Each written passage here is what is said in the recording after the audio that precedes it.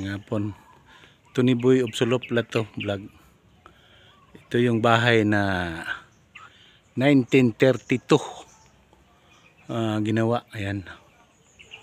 2 story. Napakalaki sana to.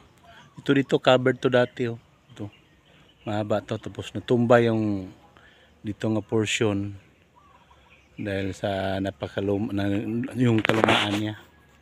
Dahil gitresyor yung lalim kaya natumba yung dugtong nito. Ayan o. Tinayo ito ng 1932. Ito wala na ito nakatira ngayon. Ito. Dati dito mayroong tindahan to sa ilalim.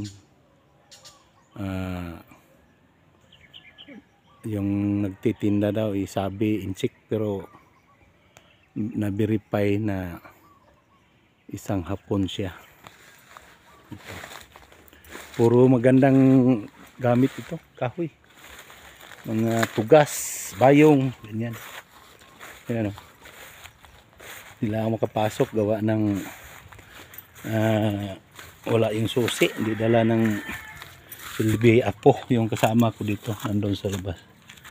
Ayan o, sa loob. Treasure pa, mayroong mga lupa o. Ayan ang taas niya o. Makita dito. Ayan ang higdanan o. Ayan hanggang doon, taas yan. Ayan. Ito dito, portion yung danan. May nag-treasure yan dati. Ayan, nakita pa yung mga binalik yung mga lupa. Oh. Binalik nila. Ang daming nag-treasure nito dahil treasure site. Dahil nga, panahon pa ito ng mga Hapon, may nakatira ito.